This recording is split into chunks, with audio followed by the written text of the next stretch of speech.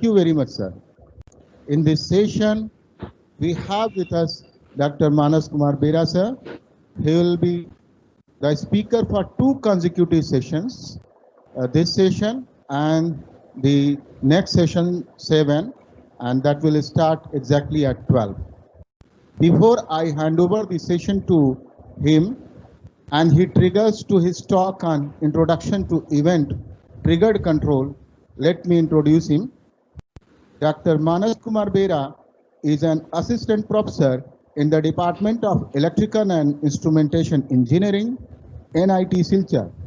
He had received his bachelor's degree in Electronics and Instrumentation Engineering from the University of Burdwan in 2003 and master's degree in Control System Engineering from the Department of Electrical Engineering, Jadavpur University in 2006.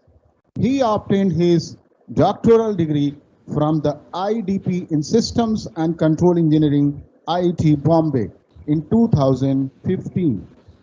Before joining NIT Silchar, he was the professor and head of the Department of EIE at Haldia Institute of Technology, Haldia.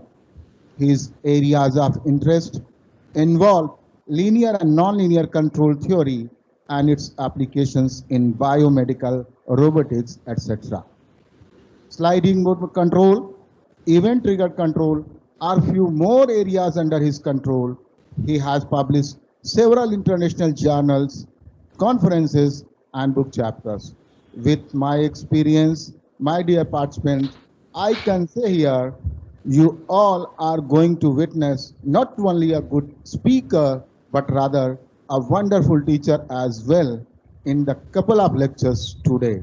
So with this, the session is now over to you, sir. Bera, sir, please. Yeah, thank you, sir. This was a overwhelming, means it is a very nice introduction for me. And thank you once again to the coordinators that they have given me a wonderful platform to share my views. And also I am thankful to MMM University of Technology Gorakhpur that they have organized a very timely FDP on recent advances in control system. I was looking onto the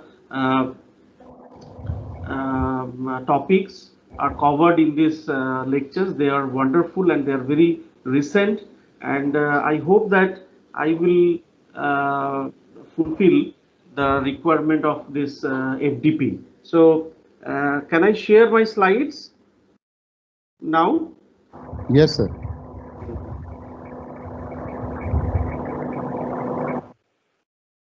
Okay. So as it is said in the introduction that I am going to talk about event triggered control, as well as second talk will be on event triggered sliding mode control. So consecutively we are going to understand that what the event triggered control is, and then we are going to learn that one of the popular robust control technique, that sliding mode control, if it is implemented in the framework of event triggered, then how the control strategy can be implemented. So I will start from I will keep my talk very basics such that all of you can understand, because this event triggered control strategy is relatively new concept. So let us start. And these are the outline of my first presentation, that I will start with introduction, then I will discuss about the event based paradigm, then I will touch little bit of Lyapunov stability theory, because it is very much essential to understand this topic, and then I will give some motivating examples such that this event triggered control strategy can be understood by all of us. Then I will discuss the basic event triggered control setup, and I will conclude with some references. So as all of us, we are knowing that during past 3-4 decades, there is a huge development in the field of microprocessor and the digital control, digital computers, which has given the birth of digital control system. So people are interested to implement the control strategy not with the analog computers like operational amplifier. Now the people are more interested to implement the control strategy using digital computer or microprocessor, because we know that there are numerous advantages are there. So now if we will consider the figure 1, which is representing the block diagram of classical digital control system, which maybe all of us we are knowing, those who are in the field of control. So little bit let me explain how this digital control system is going to work, classical digital control system is going to work. So this is the process, and we want to control the output of the process. So that's why the measurable outputs are measured continuously by a sensor, and then we are observing that the output of the sensor is sampled at fixed or regular interval of time, and which is represented by y of k. Now the sampled measurement signal is given to the controller, and controller is also updated, or rather we can say that controller is also the computing the control signal at a regular interval of time or periodically, and the control output, what it is represented by u of k, which is discrete in nature, the whole circuit is going to make it continuous and it is given to the actuator. So this control framework, which is classical digital control system, is known by all of us, which is discussed here. But one thing has to be noticed here: in today's standard textbooks, periodic control is presented as the only choice for implementing feedback control laws on digital platform. Means we know that till now, if you any standard textbook you see, then we are observing that periodically we have to take the sample of the measured output signal, and also we have to implement, or we have to take the, or we have to periodically update the control input according to some fixed sampling rate as well. So this is the only strategy we know till the time, and these are the again I am showing you that how the signals are involved in classical period sample data control. So here we can see that the output of the plant, which is sampled, which is continuous in nature, and then at a regular interval of time it is sampled periodically. You see that periodically, once the periodic means if the sampling time t is fixed, then we know that the next sampling will be 2t, and the next time sampling will be 3t. So like that it has been sampled, and then it is given to the controller. Now we have a control algorithm inside the controller. Now controller is going to execute, or sorry, the compute the control action periodically. So if it is t, 2t, 3t, the controller is also going to compute or update the control law at the periodic interval of time, that is t, 2t, 3t, like that. But we are using a whole circuit to make the control signal continuous. So now we can observe that in various point how the signals are involved in a classical sample data control paradigm. Now in this point, some observation we have to make using for this sample data control. The computer control system have been widely used these days due to its numerous advantages, where control is updated in periodic manner in time. It demands the dedicated, reliable feedback channel to send the information of the plant at periodic instants. So now if you observe the feedback control structure here or architecture here, you can see that the sensor or the measurement signal is going to be sent to the controller by a dedicated, reliable feedback channel. So to implement the control strategy for this process, you can see that one dedicated, reliable channel is there. Now, whatever the control signal is produced by the controller, we can see that it is also going to be executed through a reliable feedback channel. So you see, this is the reliable feedback channel you are using. So dedicated channel is there. So that is one very important observation we made. It demands the dedicated reliable feedback channel. So that is the first thing we have observed. And sorry, second thing, first thing we have observed that control as well as the measurement is updated periodically. Third thing is that in classical control implementation, the reduced time sharing capability of the digital processor is always been an important concern, which can make the processor to work in multitask environment. What is the meaning of this? Now, whenever we are using a digital processor to compute the control signal, one thing we have to understand that that processor, what it is used, that is multitasking. So definitely we should have a we should keep a provision that particular microprocessor which is used to compute the control signal can be used for other purposes in time sharing with the time sharing strategy. So it is always desirable to minimize the control update in digital implementation by limiting the sensor and control computation to only when the system need attention. What is the meaning of that? So now the question arises, when we have seen that this kind of periodic implementation of the control strategies, now the question arises, is it required to update the control law periodically, or is it required to send the measurement signal to the controller periodically?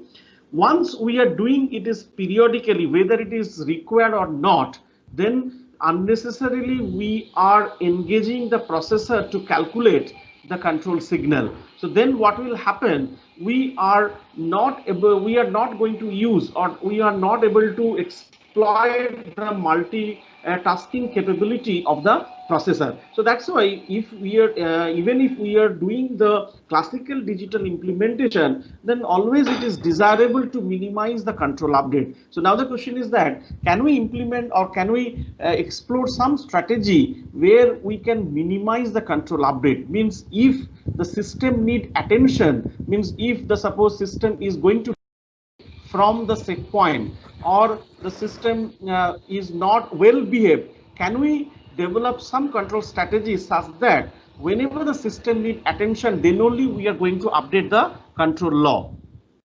So now another thing very important about the classical control strategy is that from a purely theoretical perspective, executing control tasks in a periodic fashion seems unnatural and inconsiderate to the dynamics. Even we accept the periodic paradigm, it is unsettling that we still do not understand how the sampling or execution period should be chosen. Means even if we are doing the periodic sampling, you might be understood that one very important factor is that how to choose the sampling period. That is also very vague, I will say. So that's why it is pointed out, it is unsettling that we still do not understand how the sampling or execution period should be chosen.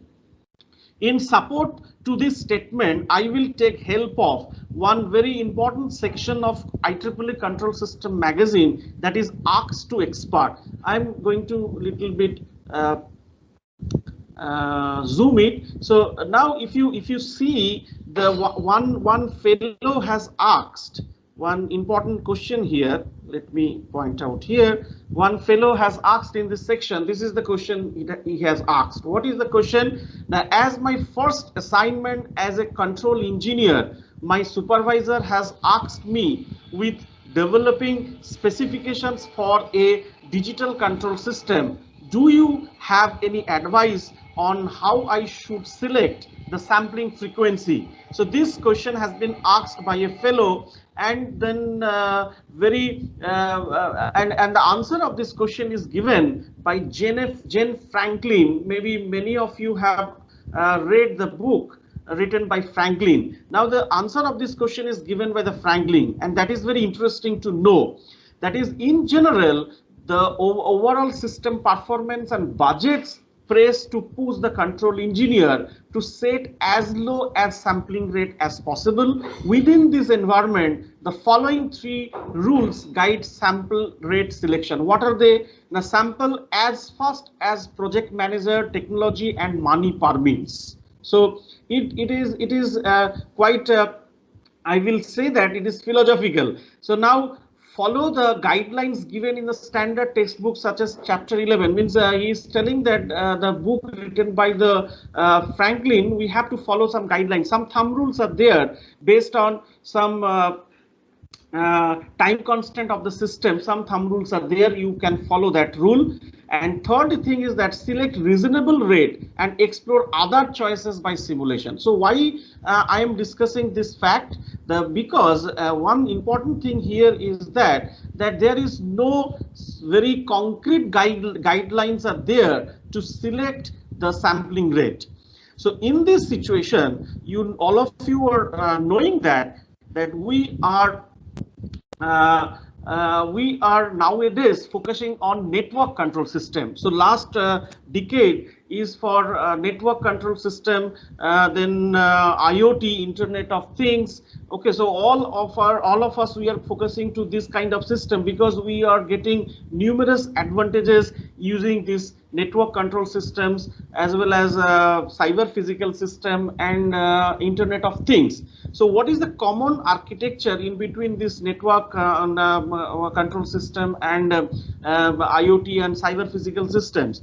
If we will see here, one block diagram has been shown which is representing a network control system, where we can observe that previously for the classical sample data control system, we have seen that to measure to send the measured signal to the controller, we are using a dedicated channel, and as well as to send the control action to the actuator, also we are using dedicated channel. But in case of network control system, we can see that instead of using a dedicated reliable channel, we are using a communication network to send the measured data to the controller, and then controller control action also is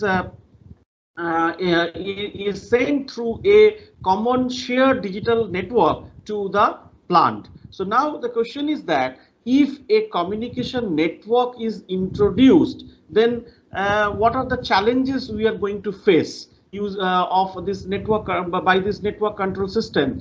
When we are introducing a shared communication network for communicating in between plant to controller and controller to plant, several advantages we will get, that is definitely right, but at the same time, from the control point of view, we are posing several challenges. So now we want to understand what are the several challenges we are going to face once we have the once we do not have any reliable channel to transmit the data from the plant to the controller and controller to the plant. So now the challenges are, with the advent of network embedded control system, we can no longer rely on the assumption of dedicated hardware or dedicated channel for communication.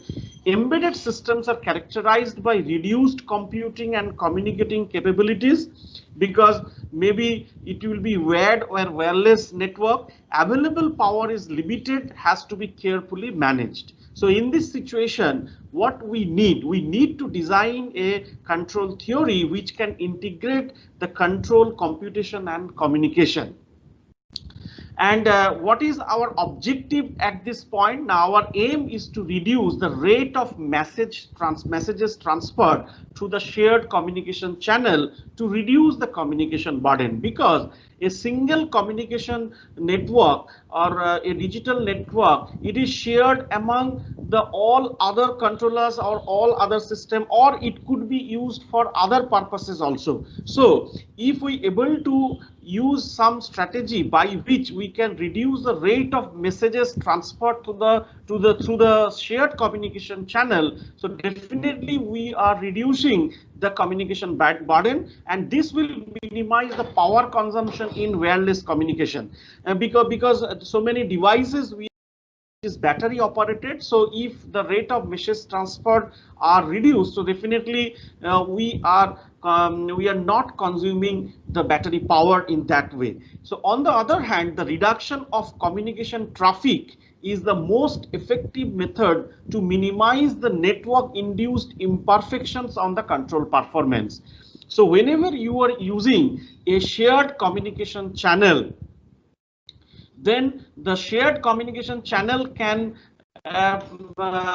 pose several problems. The problems are packet delay jitter, and packet losses. So if you able to reduce the communication traffic by minimizing the message transfer through the communication channel, then definitely the control performance affected by the network induced imperfections like packet delay jitter, and packet losses. And another thing is that hardware and communication network must be released for other tasks. That already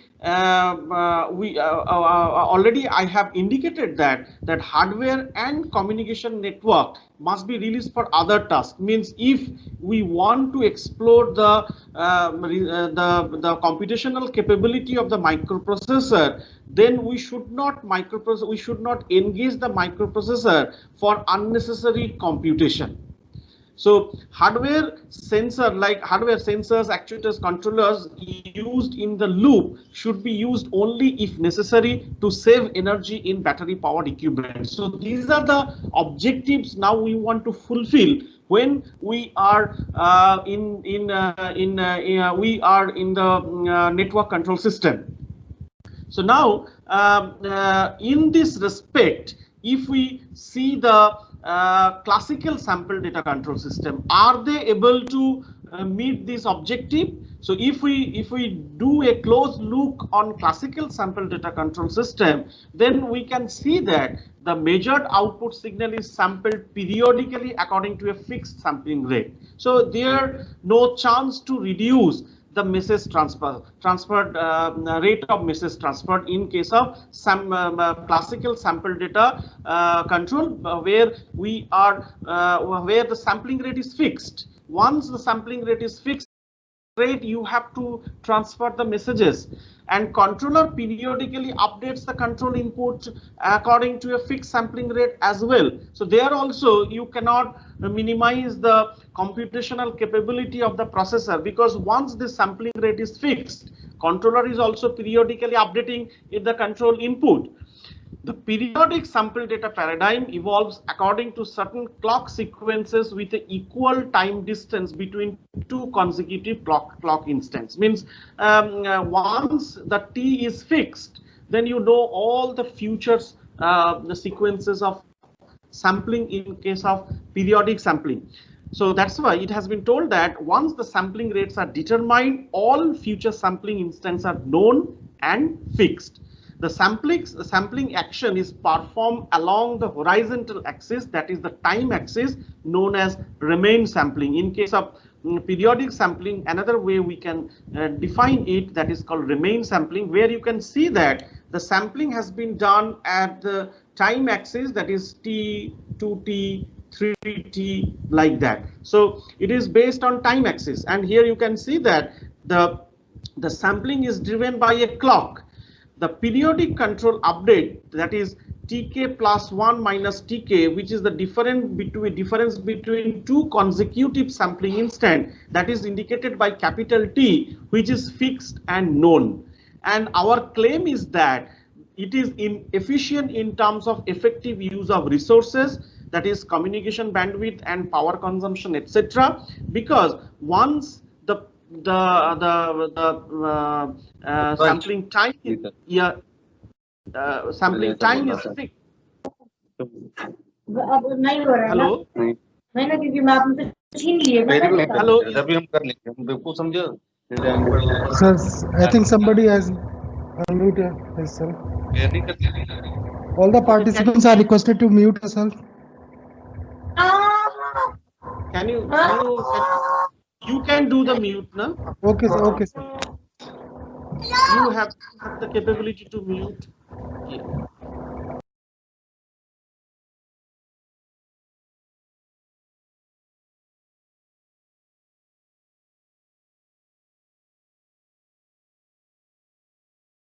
Hello, is it audible now? Yes, sir. Yes, sir. It's audible. Okay. So as I have indicated that now the periodic update, when the T is fixed and known, then you cannot control the message transfer, and also the updatation is not in your hand. So it is fixed already. So that's why unnecessary computation and control updates even when there is no demand. What is the meaning of this sentence? This is that suppose your system has reached to the steady state, whatever the performance requirement you have, it has been done by the controller. But if you are with periodic sampling, then even if you have fulfilled the requirement or you have reached to the steady state, then also the periodic sampling will be done by the measurement signal, and also the control will be updated periodically. So this is the unnecessary computation and control updates even when there is no demand. So now in this respect, we have already pointed out that the demands of NCS is to efficient utilization of communication, computing and energy capabilities, and also we have to use economically the computational and communication resources, because these are not available, I will say, in case of network control system. So judiciously or economically you have to use the computational and communication resources, and providing ubiquitous wireless connectivity between smart devices with scarce energy resources poses a requirement to manage efficiently the constrained energy budget. So we have to develop some sort of control strategy where we can fulfill the demand poses by NCS. So now in this point, what will be the solution? Now we have to think what will be the solution. The response to challenges claims the reformulation of answers to fundamental questions referred to sample data control system. So we have to rethink. Previously, we are fixing the sampling time T periodically or fixed or periodically, but now in this situation where the energy scarcity is there, we are constrained by computation capability as well as the communication or network resources. At this point of time, we have to think that when to sample, when to update control action, and when to transmit information. So in this point, can we think that some strategy like deadband control? So now this figure 5 is representing a typical state is evolving in this way. Okay, the evolution of state with respect to time has been shown. Suppose we have fixed a deadband, that is E, fine, and now suppose at Tk the state is x of Tk, which is the last measured state, and x of t will be the current state. So suppose here at this moment of time we are measuring, that is x of t. X of t is continuously measured, and this difference is calculated. Norm of this difference is calculated, that is xt minus x of tk. And if we will found that this difference, norm of this difference is less than E, so at that time we are not going to send the data, or we are not going to update the control law. In this way, up to Tk plus 1, you can see that the state trajectory xt within that error band E. So up to from Tk to Tk plus 1, we are not going to update, or we are not going to sample the signal. When we are going to sample the signal and at Tk plus 1, because at that moment of time we are finding that the state trajectory is going to touch the error band E. Maybe at that point of time we are going to transmit the measured signal to the controller, and the controller will be updated. So Tk to Tk plus 1, when we are observing that the state is within the allowable limit, we are not going to transmit the signal, or we are not going to update the control law. So in this way we can save the computational capability as well as the network or the network bandwidth. So now that's why to answer this question, that when to sample, when to update the control action, when to transmit the information, we can think about an alternative approach of classical control or the classical periodic control, that is called event-based control. So what is the event-based paradigm? Now, in event-triggered control framework, the necessary sampling or communication is determined by the occurrence of an event rather than time. So here the sampling will be not on the basis of time. Here the sampling will be determined, or the communication will be determined by the occurrence of an event. So that's why the name has been given event-based control or event-based sampling. We will find that a huge application in event-triggered method can be seen in the network control system, Internet of Things, and cyber physical system, which already I have pointed out. Event-driven control is closer in nature to the way a human behaves as a controller. Indeed, when a human performs a manual control, his behavior is event-driven rather than the time-driven. So this event-driven control strategy is close to nature. Let us try to understand how the manual control is event-driven, rather it is not a time-driven. So here one manual control example has been given. We have a tank and a man is standing which is going to control this valve such that there must not be any overflow in the tank. So do you think that this man is observing the tank continuously? No, it is he is not doing the measurement continuously, and also continuously he is not going to rotate this valve to close or open the valve. So continuously the control action is not executed by this man. Instead of that, what he is doing, whenever he is observing that the level is going to cross a allowable limit, at that point of time the valve will be closed by this operator. Unless the level is not going to cross a particular limit, the control action is not going to be executed by the operator. So here you see our decision is not the time driven, but instead of that our decisions are actually event driven. So that's why my claim is that event driven control strategy is more close to the nature. So now in this talk we want to abandon the periodic paradigm in favor of event triggered control. Why? Now in the context of sensor actuator networks, we would like to execute control tasks as rarely as possible in order to minimize the energy consumption due to communication. So we want to develop a strategy such that as rarely as possible we will update the control law, and also we will send the measurement signal to the controller as when it is required. Even if energy is not a concern, the less often control tasks are executed, the more processor time is available for other important tasks. This we want to achieve without compromising the stability and the system performance. That is very important thing you have to remember. So we want to achieve this resource aware, or we want to develop this resource aware control strategy, but without compromising the system stability and the performance. That is the challenge. Now we want to develop the event triggered control strategy where we can minimize the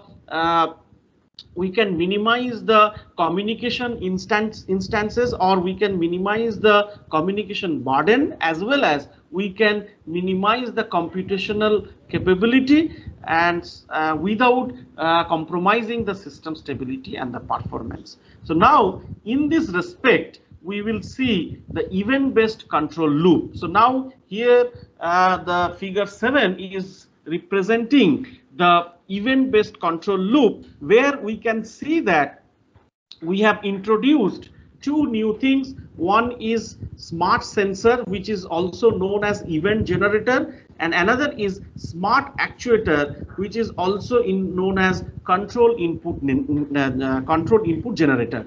So now the new thing about this the control architecture, which is event based, we can see that a new thing has been, or new block has been introduced, which is known as event generator. And why it is called smart sensor? Now it is going to measure the states or the output of the plant continuously, and also along with that it having the computational capability also. So that's why in that sense it is smart, and which is also known as event generator. So what is the work of the event generator? The work of the event generator is that it is continuously measuring the state of the plant or output of the plant and generates events. So here one event condition we have to develop, and it is continuously going to check that condition, and that's why it is told that it based on that violation of that condition, it generates events and initiates the event time t of k, the data transfer of the current state xtk or output ytk toward the controller. So once one condition will be there, that I will definitely in this talk I will tell how that condition has to be developed. Okay, so one condition has to be designed by the designer, which has to be kept inside the event generator. So by continuously measuring the state as well as the output, the event generator is going to evaluate continuously that condition, and once that condition is violated or condition is satisfied, the event triggering instant t of k will be generated, and at that instant of time the data of measured data will be transferred to the controller, and that moment at tk instant of time the controller is going to update the control law, and that updated control law is going to the smart actuator. The smart actuator, based on that control data, it is going to make the continuous control u of t, and this is the way the event based control strategy is going to work. So here the event generator and controller and the control input, about the control input generator has been given. So what is the work of control input generator? It uses the values of u of tk. 1 second. Hello. Yeah. I will. I'm in a talk. I will send you the things a little bit later. Okay. I will do it.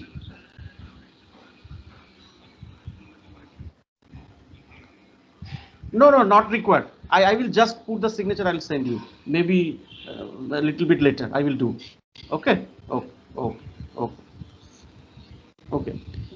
Okay. Sorry for the interruption. So the control input generator uses the values u of tk of the control input received from the controller to generate the continuous time input u of t for the interval tk to tk plus 1 before it receives the next value at time tk plus 1. It means that until it is not going to get the new information. Suppose at tk plus 1 it is going to get the new information. At that moment of time the control signal will be updated, and before that it will be as it is. So the same value will be carried out. So that is the principle of ZOH or zero order hold, as you know.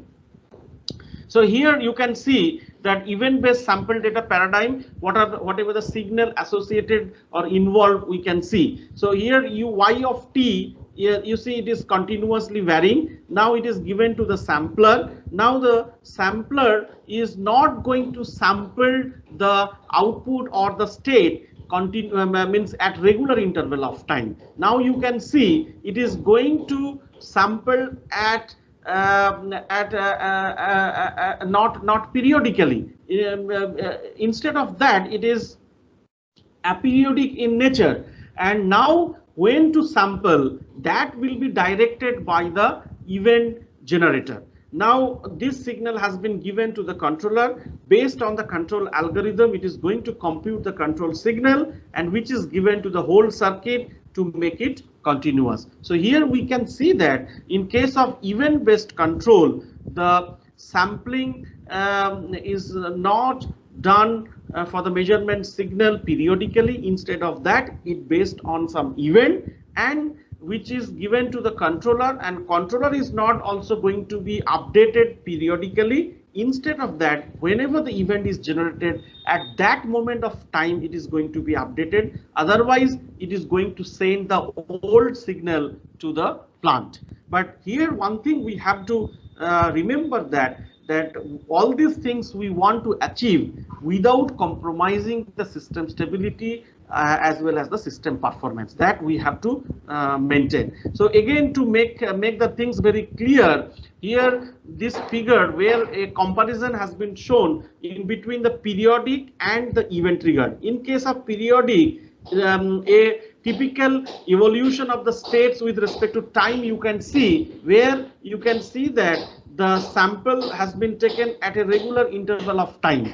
But in case of event triggered sampling, you will find that we have fixed a band, okay, and the same signal, and we said that whenever the state is going to cross that band or touch that band, then only we are going to sample. That is the strategy we have fixed. So now that's why here it is sampled, here it is sampled, here it is sampled, here it is sampled, here it is sampled. But in between this and this, it is not sampled, because the strategy we have developed here, that the sampling will be taken only when it is going to touch the band what we have defined. So in this way we can, or with this picture we can very much clear that what is the difference between the periodic and the event triggered sampling.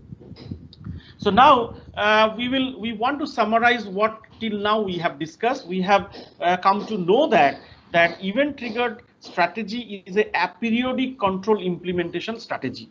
Sensor sampling and control actuation instance are generated when the plant states. One second. Hello. Yeah. Yeah, I'm just sending. I am in a talk. I will just send a few minutes later. I'm giving a talk to a college. I'm just sending you few minutes later. Just hold for a few minutes. I will send it. Okay. Yes. I got it. I will send. Okay.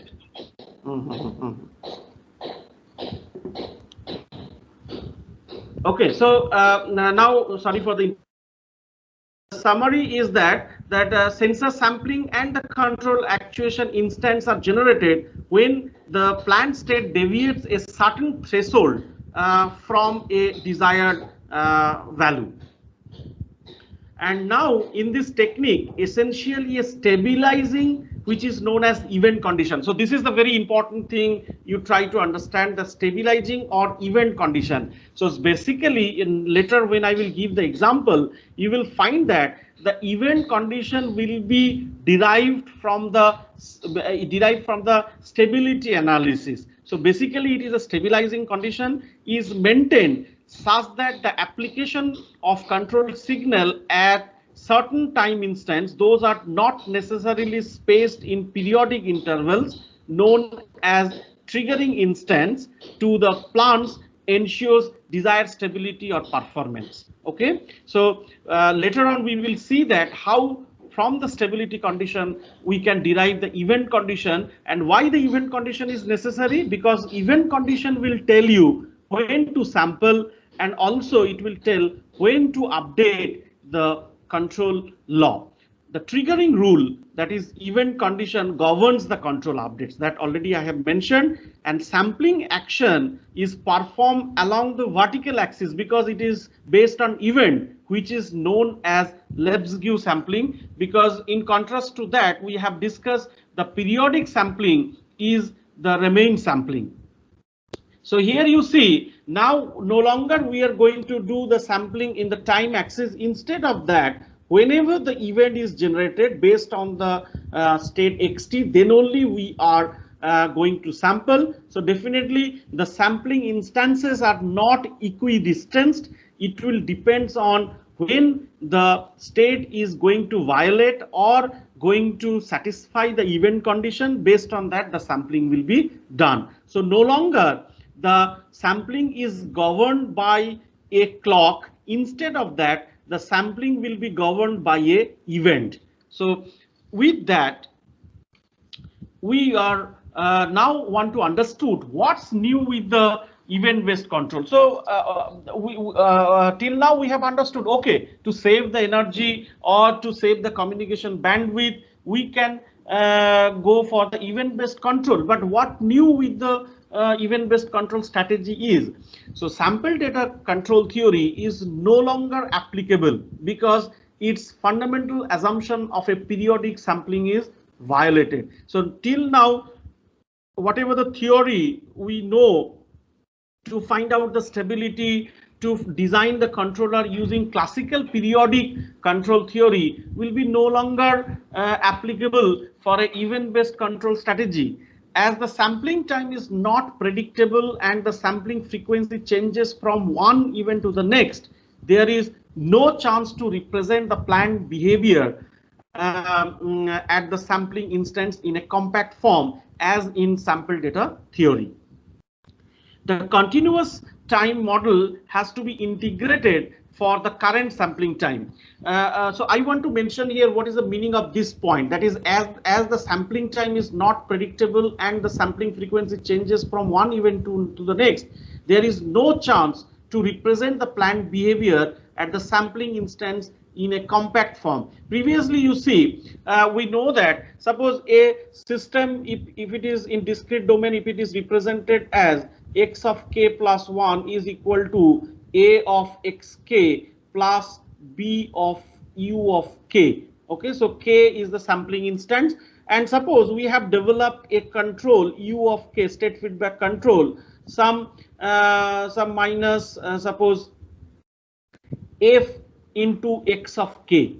Now you see the control is also sampled at kth instance of time. So if we will substitute this control, then we can write the closed loop system x of k plus 1 easily by a minus bf x of k. You see, now it is easily the closed loop system is represented, and now we know how to find out the stability of the system only. Or we can say that if a b pair is controllable, then always we can design a control gain f to make the system stable, or we can make the a minus all the eigenvalues of a minus bf having negative real part to ensure the stability of the closed loop system. So in a compact form, the closed loop system can be represented, which is not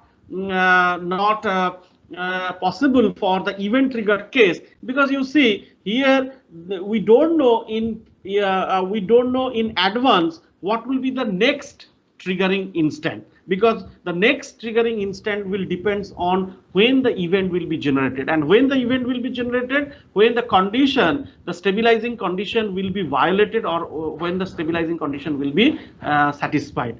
So the continuous time model has to be integrated for the current sampling time, and the closed loop system represents the hybrid dynamical system, because some part will be continuous and some part will be discrete. So that's why it is a hybrid dynamical system. This characteristic leads to rather complex analysis and design tasks. So we have to formulate the new methodology to handle this kind of complex hybrid system. The complexities are increased in the event-based implementation as the intersample behavior of the state trajectory determines the sampling instance for applying the control input, because the intersampling behavior of the state trajectory determines the sampling instant, means how the state trajectory in between the two sampling period is going to evolve, whether as it is evolved it is going to satisfy the event condition or violate the event conditions or not. Based on that, the sampling instance for applying the control input will be determined. So at this junction, now what will be the fundamental questions? The event generator, the controller, and the control input generator have to be designed so as to answer the following fundamental question. So from the design point of view, whenever we are going to have the or going to design the event-based control strategy, then these are the fundamental questions we have to answer. When should information be transmitted from sensors via the controller towards the actuators? How should the control input be generated between two consecutive event instances? In these components, if these components are chosen appropriately, the main questions of event-based control can be answered. That is, which improvements can be obtained by event-based control in comparison to periodic sample data control with respect to an effective operation of all components in the loop. Because whenever you are going for event-based strategy, definitely the complexities will be more, designs will be different. So then definitely you have to establish at the end of the day that what kind of improvements you have obtained by utilizing event-based control strategy. So all these answer I am going to give you with some motivating example, but before that, quickly we want to discuss about the Lyapunov stability theory, which is a very generalized stability theory which is applicable for linear as well as the nonlinear system. Just we want to recollect it such that it will be useful to understand that the event development of event-based control strategy. So quickly I will go through that one. So you know that there are different notions of stability exist for the dynamical systems. So mainly there are two notions are there. One is internal stability, one is external stability. What is internal stability? Which is known as Lyapunov stability also. This is a property of the state representation and does not concern with the inputs or outputs, just the zero input response. And roughly if the state is close to an equilibrium, it stays close, means the system is stable with respect to the equilibrium point, or the equilibrium point is stable. And what is external stability, which is known as Bibo stability also, where we will concern about the input output behavior. And for the bounded input, we should get the bounded output, and it is a property of the input output response. So at that time we will assume that zero state response means all the initial conditions will be zero. Roughly, if input is small, the output also will be small. So that is the concept of external stability. And now if we want to discuss about the Lyapunov stability, now consider a nonlinear system, that is x dot equal to f of x, which is a autonomous system also, and the initial condition is x0, and where xt belongs to a domain D, which is a subset of the Rn. And D is an open set which includes the origin, and f is a continuous function in D. And unless otherwise stated, we assume that f0 equal to 0, and the following definition introduces several types of stability corresponding to the zero solution, that is xt equal to 0. So what are they? Now we know that stable in the sense of Lyapunov, and asymptotic stability and exponential stability. I hope that all the things you are knowing, but the main thing we are going to discuss, that is what do you mean by stable in the sense of Lyapunov. It is telling that if for each epsilon greater than equal to 0, there exists a delta which is also a positive quantity, such that if a norm of x0 is less than delta, which implies that norm of xt also will be less than epsilon. It means that if you ensure that x of 0 minus of 0, because your equilibrium point is origin, so we can write that x of 0 minus of 0 means if you ensure that initial state, the distance between the origin and the initial state is less than delta, you can guarantee that all the future trajectories x of t, which is distance from the origin, okay, also will be less than epsilon, and that is the in the sense of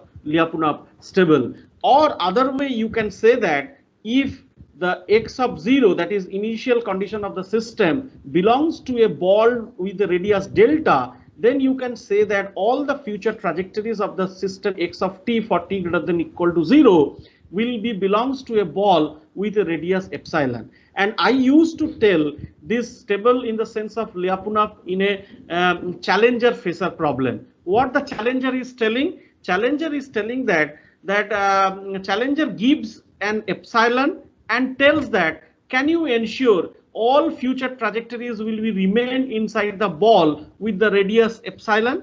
Then phasor is, after doing some calculation, is telling that yes, you take this delta and just start initially inside the ball with the radius delta, then it can be guaranteed that all future trajectories will be inside the epsilon ball. So this is the challenger phasor problem, and in this way you can remember the Lyapunov stability.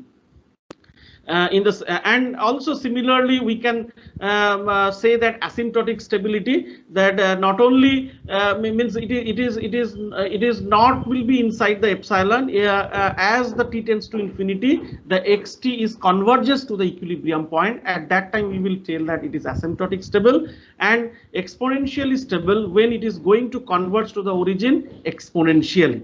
Okay. And some illustrations are given. I'm skipping this part, and this is the Lyapunov stability theorem, where we can see that let x0 be an equilibrium point and D is the subset of Rn be a domain containing x equal to 0, and let we will choose a Lyapunov function V, which is a scalar function. That's why it is mapping from D to R, that domain to the scalar functions R, be a continuously differentiable function such that at origin V0 will means at origin B will be 0 if and only if x equal to 0. Otherwise Vx will be greater than equal to 0 in the domain D excluding origin, and which indicates that it is a positive definite, or in case positive definite function. Okay, and it will be greater than 0, that will be good. It is a positive definite function, and if we able to show that the rate of change with respect to time v is less than equal to 0 in the domain D, then we will say that equilibrium point is stable. And if the v dot x is strictly less than 0, that is the equilibrium point x equal to 0 is asymptotically stable. So v dot x must be strictly less than 0. So it indicates that it is asymptotically stable. And if the v dot x is less than minus epsilon v of x, then we will call it exponentially stable. So now maybe these things are very well known to you, but we are interested to determine the stability of the perturbed system. So now we are considering a system which is x dot equal to f tx plus g tx. Okay, so now this gtx is the perturbation term, could result from modeling errors, aging, or uncertainties and disturbances which exist in any realistic problem. So if the with the system dynamics, if we have a perturbation term, then how we are going to guarantee the stability of this system? In this typical situation, gtx could be result from modeling errors, what I have told. In a typical situation, we do not know the gt of x, but we know that the upper bound of gt of x means the norm of gtx will be bounded by some positive value, suppose g plus. Fine. And also we have assumed that it is a non-vanishing disturbance, means even if your state is going to be 0, the disturbance is not going to be vanished. So in this situation, how we can guarantee the stability of this dynamical system? Now in this situation, we can no longer study the stability of the origin as an equilibrium point, nor should we expect the solution of the perturbed system to approach the origin as t tends to infinity. Then what we can expect now, we can hope for is that if the perturbation term gtx is small in some sense, then xt will be ultimately bounded by a small bound. That is, norm of xt will be small for sufficiently large t. This brings the notion of ultimately boundedness. So this term is very important with respect to this event triggered control strategy, because here we will talk about the practical stability or ultimately boundedness of the system trajectory. So what is the definition of the ultimately boundedness or the practical stability?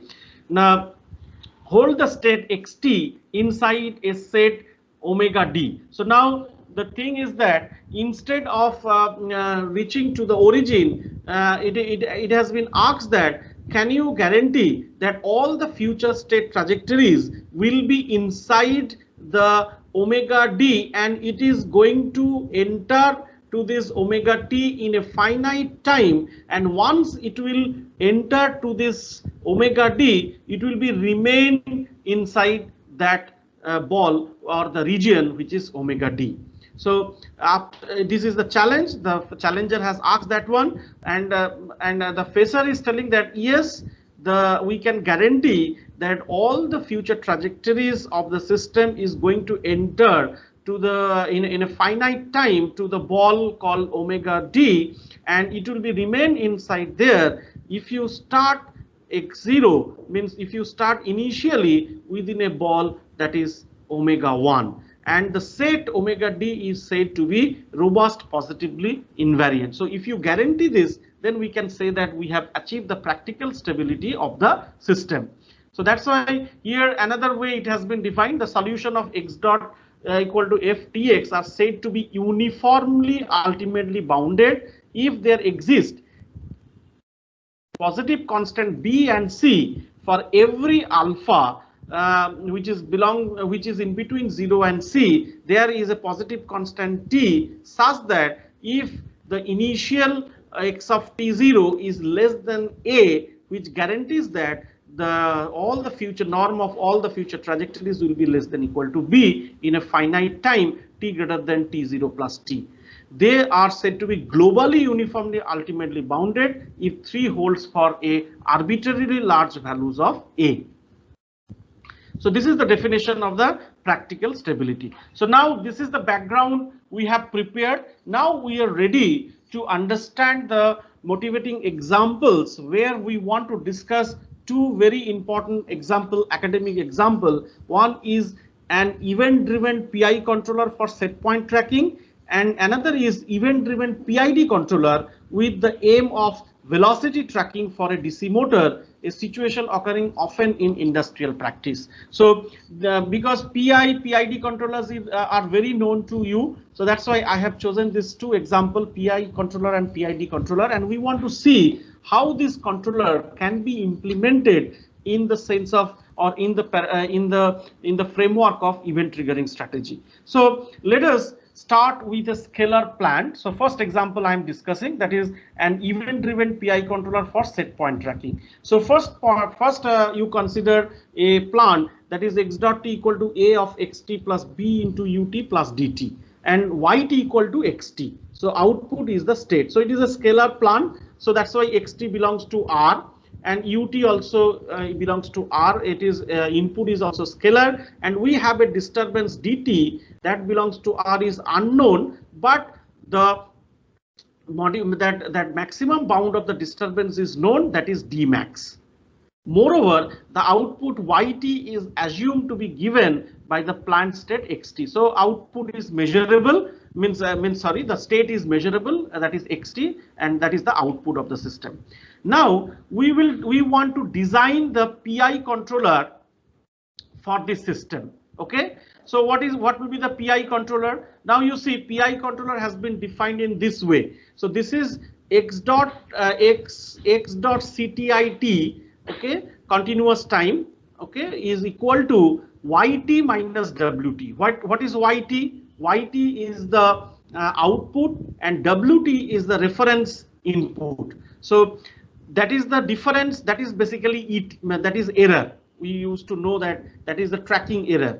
Okay, and that has been defined as a x dot t. Now the control signal ut, the pi control ut, is equal to ki into as xctit. So it is the integral term. So if it is a differentiation, so if I want to write ki into xctit, so it will be integration of yt minus wt into dt, plus this is the proportional term, that kp into yt minus wt. Fine. And with this control, what we want to guarantee, now as t tends to infinity, yt, the difference between yt and wt must be equal to 0. And for this case, we want to track a constant signal, that is wt is equal to w bar, whose maximum bounds are known. So now in this situation, we want to select ki and kp such that we can definitely deal this tracking problem. But in this situation, because here you see one disturbance is acting to the system, in this situation we want to relax our objective. What is our objective? Objective is that the difference between the output and the set point goes to 0 as t tends to infinity. That is very hard to achieve. So instead of this, we have relaxed our requirement. What is our new requirement? The control objective is reformulated. Now instead of exactly going to be reached at wt or w bar, instead of that we want to reach inside a region in and around this w bar. So how mathematically how we can write that one? Now in a relaxed form, the m can be formulated as limit t tends to infinity, the distance between yt minus omega y w bar. What is omega y w bar? Is the set of acceptable output values around the desired set point w bar. So now we have reformulated our objective. No longer we want to reach to the exact set point. Instead of that, we have relaxed it. We have defined a region which is acceptable output values around the desired set point w bar, which is a set. So we want to reach to that set with the control law. So let us see how we can do that one. So now with this control, the control which is defined at 7 and 8, and with the 4 and 5, which is the system and system output, we can write the closed loop system. It is very easy to write. Just to apply the control, and you can write the here x of ct is representing the state of the system in continuous domain. So so that's why you can say that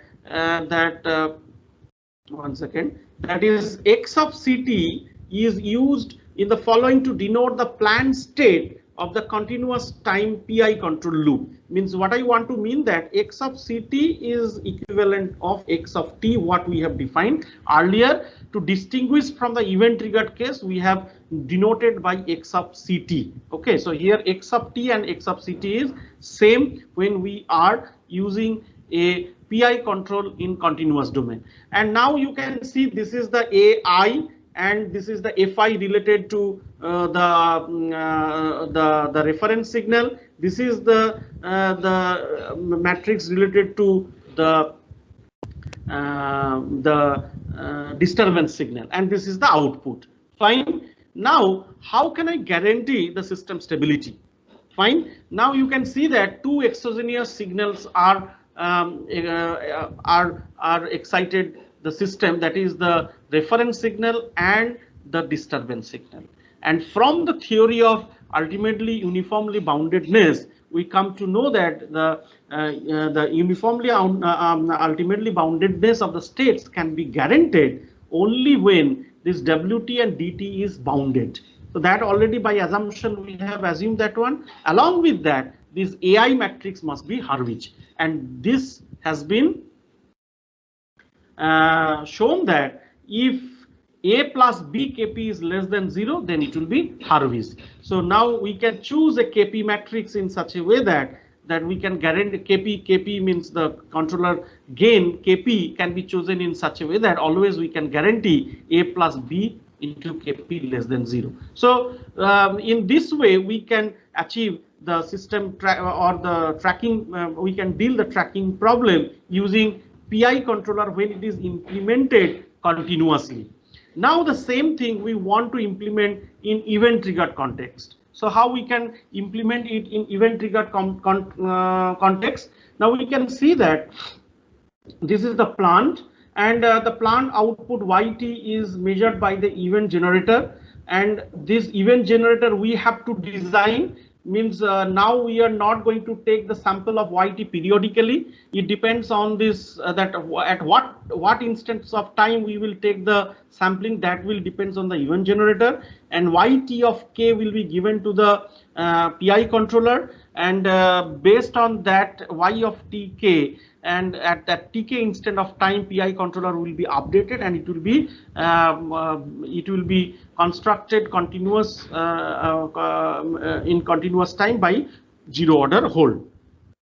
So that's why again we have for the set point tracking what we have done, that this section firstly investigate the event triggered PI control loop. The main difference to the continuous time PI control loop is given by the fact that the controller gets new information about the plant output YT only at event time TK invoked by the event generator. So now first thing is that we have to find out that what is that event condition such that event times TK will be invoked by the event generator. That we will come later. But if we want to write the controller in based on the information Y of TK, the controller will be represented by 15 and 16, where you can see that it is going to rely no longer on the value of Y of T. Instead of that, it is Y of TK. So now when you are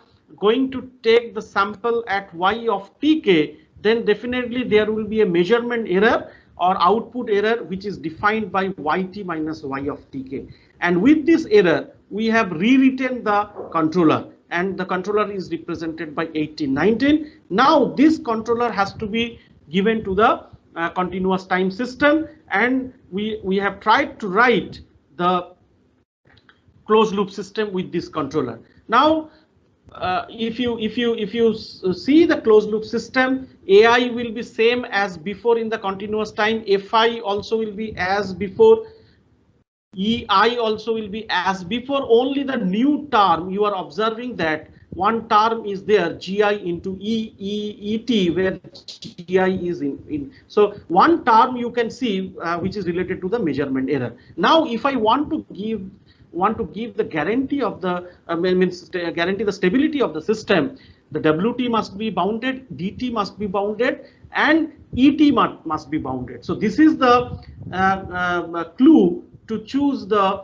event condition. So ET, the error must be bounded. So to stabilize this system, ET must be bounded. So if we will choose a event condition which is bounded in nature, then we can give the guarantee of the system, and at the same way and at the same time, if the event condition which is given by the ET is violated, then only the triggering can be done.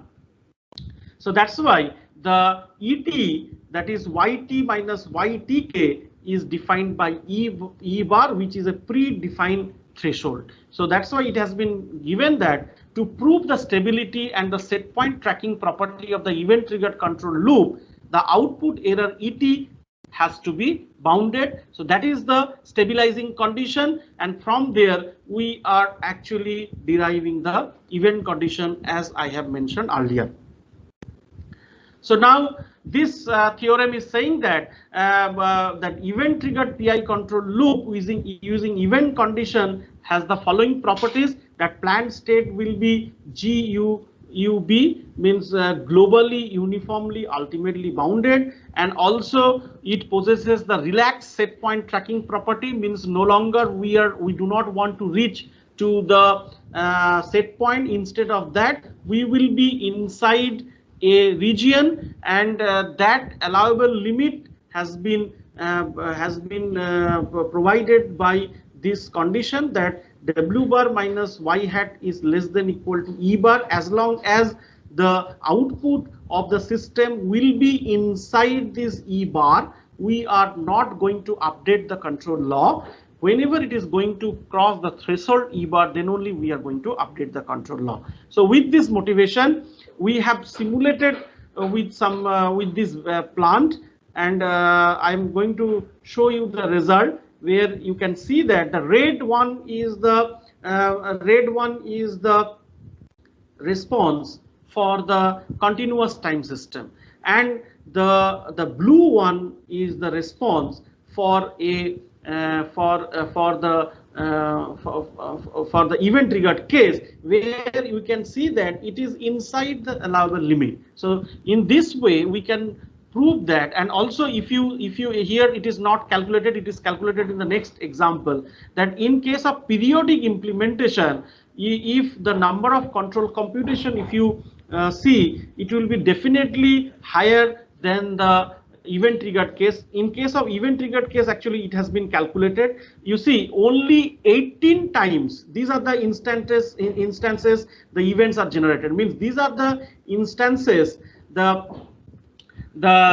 control is updated. And you see, as the time elapsed, the control updates are sparsed. Why? Because already it has been inside, it is reached to the steady state, which means it is inside the region around the set point what we have defined. So no longer the frequent updates are required. So in this way we can the computation of the control signal using the strategy called event trigger. Okay, and this is the inter event time, so that is tk plus, so this is the difference between tk plus 1 minus of tk, where you can see that it is sparsed. Definitely it is sparsed compared to the periodic case. And same way we can do for the event driven PID controller. I am providing this slide to you, so definitely you can read this slide to understand in a more better way, where you can see that again a event driven PID controller has been implemented. So all of us, we are knowing that this is the continuous domain representation of a standard PID control algorithm, where we have not used a pure differentiator. Instead of that, we have used a filter to limit to filter the high frequency components. Okay, and this is the representation of the PID controller in discrete time. And here actually for the integral part, the controller can be approximated by forward Euler method. Okay, and to approximate the derivative part in combination with the filter, we have used the Tustin approximation, and we have represented a PID controller in discrete domain. Now this controller is implemented using based on a event driven strategy, means we will determine the next sampling only when the error, that is the tracking error, is going to exceed a threshold value E of t. Okay, and with this, what we have done, we have implemented this PID controller to control the angular velocity of a DC motor. So this is the DC motor, which is a second order representation of the DC motor, and it has been used to track this kind of reference signal. And if we will see the evolution of the error, that red one is the time triggered case and the blue one is the event triggered case, and both the cases you can see that the performance is at par. Means in case of time triggered event triggered case, it is little bit poor, but you can say that this this performance can be acceptable if you see the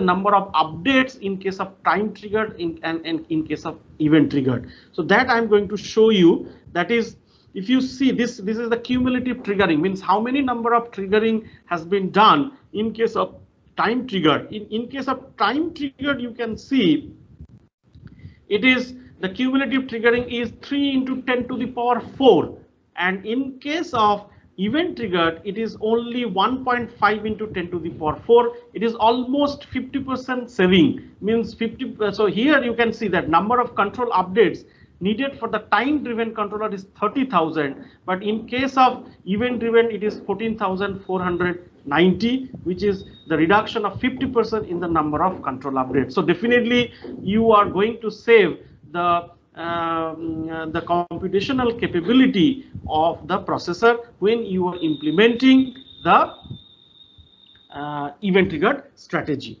So now I'm just going to end with the basic event triggers, because here two typical example I have given, but in general, what will be the basic event triggered control strategy. So that's why here we have taken a linear time invariant system, that is x dot t equal to a into xt plus b into ut, and the linear state feedback we have used, that is ut equal to k into xt. So if you are implementing this control in continuous domain, then the closed loop system will be xt equal to a plus bk into xt, and it is very easy to define the stability of the system.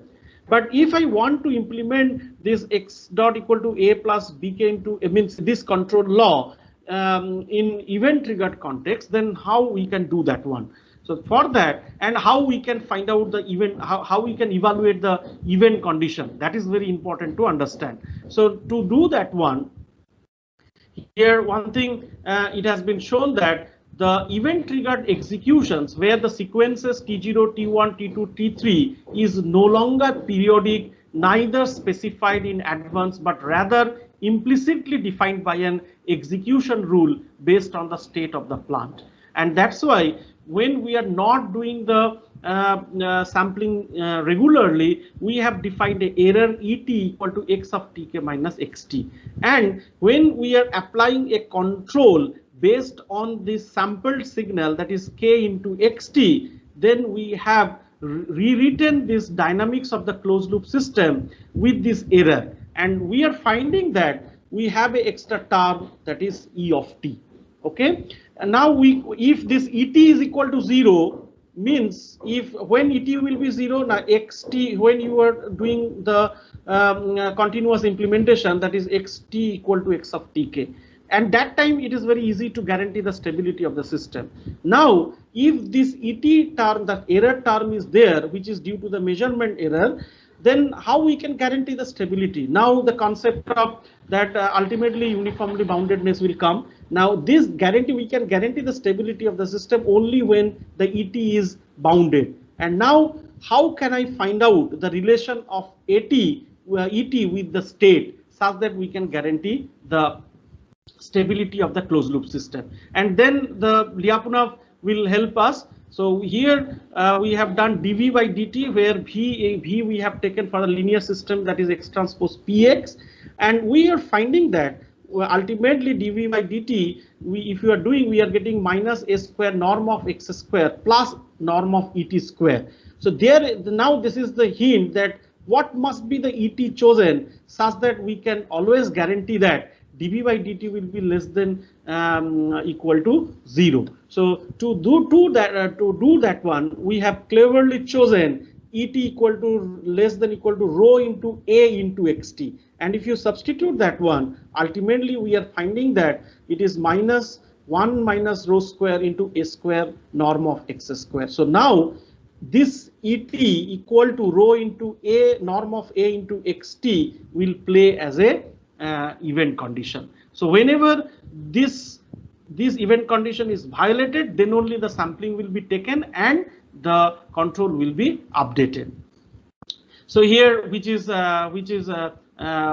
summarized, that this is the linear system, linear state feedback law based on the sampled x of tk, and the execution time, that is what will be the next triggering instant, that depends on whenever this condition is violated. Et is greater than equal to rho into norm of xt. Whenever this condition is violated, then only the triggering instance will be generated, and this way we can design the event triggered control strategy. So now we have reached to the conclusion, and we will discuss some of the open problems. Conclusion is that the reduction of computational effort and uses of the communication channel can be achieved using this event-based strategy. The steady state bound can be designed as per any desired value. It means that the performance of the system will depends that region over the set point. It depends on you, that if you make it very large, then you will find that the number of control updates will be lesser. Okay, so and if you make it very small, that region, if you make very small, that over the set point, then you will find that number of control updates will be more, because more frequently the event violation will be there. So this compromise you have to do. So the compromisation between the system performance and the control updates, that depends on the designer. The optimum uses of resource can be achieved definitely. And some of the open problems, that is observer based event triggered control. Here you see the event generator has to monitor XT or measure XT continuously. If the states are not measurable, so then we can go for the observer based event triggered control. Then robust event triggered control. So here we have discussed how the PID and state feedback can be designed in the context of event triggered. But if we want to design a robust control in the framework of event triggered, then how we can do that, we are going to discuss in the next lecture. That one of the robust control strategy is the sliding mode control, and that control strategy, if we want to implement using event triggered, how it will be. Then periodic event triggered control. So instead of continuously monitoring the state, can we do it periodically, and period will be determined by the designer. Here I have discussed for the linear system how we can design the different controller in the event triggered with the event triggered strategy, but we can do it equally for the nonlinear system, which will be more challenging. And the application of the theory of the event-based control means in a practical system how this strategy will be implemented, and that is definitely the more work is left in this area. Okay, so these are the some prevalent references, which is very important if you want to start the research in this domain. And this is the end of my talk, and now I will stop here and I will address some of the questions. And now I will ask coordinator to open the forum for question answer.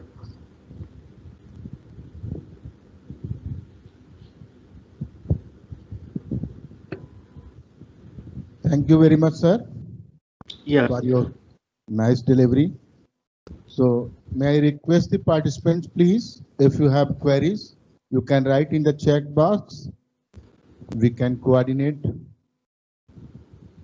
for your questions, queries, and even if you feel, you can raise your hand. You will be unmuted, and then you may ask your question. Yes. Now I can see one question from Mr. Sushant Nandan Kumar Pawar. What prerequisites fundamentals required for event triggered based control system, sir?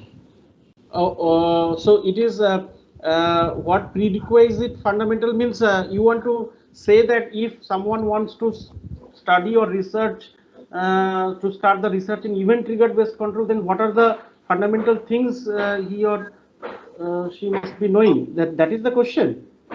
Prerequisite means fundamental thing is the control theory. You have to know the. Mr. Sushant, sir, Mr. Sushant, can you unmute yourself and please explain your question? Sir, am I audible? Yes. Yes, sir. My question is that means in order to proceed for a research work as in a event trigger based control, so what are the things need to consider means what the prerequisite fundamentals required to study before entering into the event trigger based control. Yes, That, because yes. Uh, Actually, what I told that first of all you have to, because you see here PI, PID, and also the state feedback controller, and later on I'm going to talk about the sliding mode control. So it will be easy to analyze the system if you represent the system in state space. So that's why the state, because it is a modern, the fundamental means it is the fundamental for any modern control theory, that is state space analysis. So you have to rigorously study the linear control theory, then nonlinear control theory, because as I said you that you have to study the stability using Lyapunov, and as well as the stability of a Potab system. So, or you have to have concept of different notion of stability. So if you know these things, then easily you can grab the concept of event triggered control strategy. Okay. And another question has come: what is a suitable environment to use event triggered control? As I told you that the suitable situation is that energy constraint or the resource constraint scenario, because that cyber physical systems and network control system, that IoT, you will find that all the devices, controller, actuators and sensors, they will be connected through a wireless network, and they are battery operated. So frequently if you are demanding the actuation and as well as the control updatation, and you are using or you are sending the sensor data, then what will happen? You are going to lose the power, as well as if you are frequently sending the information through the common shared network, then network congestion will be there. So whenever you are constrained by network bandwidth or the computational capabilities, then this is the suitable choice, this event triggered control. Can I use highly uncertain environment? Yes. Next lecture I'm going to show you that the sliding mode, you know that it is a very popular robust control strategy for for uncertain systems. Okay, so for that also we can develop the control strategy using event triggered. But as I told you that some compromise you have to do in between the system performance, because and the control updates or the triggering instances, that compromise you have to do. So this was the question from Mr. Ravi Shankar Prakash. So I think is it enough for you, Ravi Shankar? Yes, sir. Yes, sir. Thank you. Thank you very much, sir. Okay. So if any more, or I think I am coming back once again at 12 o'clock. So at that time, if any question is coming in your mind at the end of the lecture, we can discuss that one. Yes, sir. That will be perfectly all right, because we have Sir, another session of yours. So we can take the question at the end of the next section, this session also. Correct. So okay. we shall have a break now. Break. So thank you, sir. Thank you once again. And I can see you have some assignment also. So we'll be completing that. Yeah. Okay. Again, so sir, we'll meet at 12. I'm extremely sorry for the interruption. So no, not at all, sir. Not at all. Okay. Okay, sir. So I'm leaving time being. I will come back at 12 o'clock. Okay. Okay, sir. Thank you.